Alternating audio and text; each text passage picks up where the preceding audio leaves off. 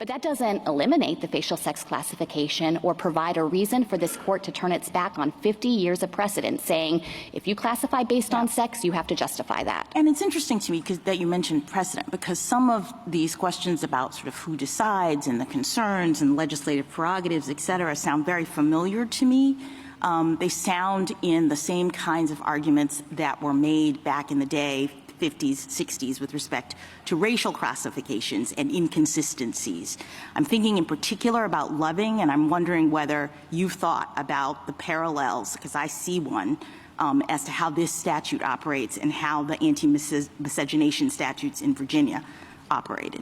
Yes, and I think the court has recognized that the Equal Protection Clause was intended to force some changes in society and get us to think more closely about the way that people were being classified, including when that was based on overbroad generalizations of how we expect them to live and order their affairs. And the court has made that clear in the sex discrimination cases as well, where it said sometimes these laws operate to disadvantage someone who falls outside the average description, and that person needs the protection of the court. Well, and the thing I thought what was most interesting about the potential comparison to Loving is that in that case, everyone seemed to concede up front that a racial classification was being drawn by the statute.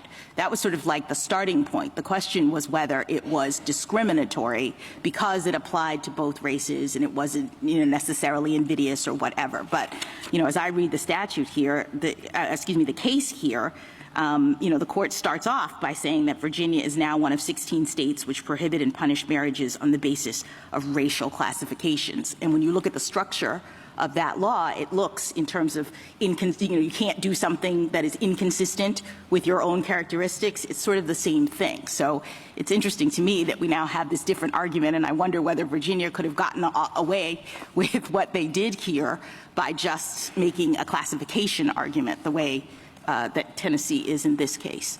That's fucking retarded.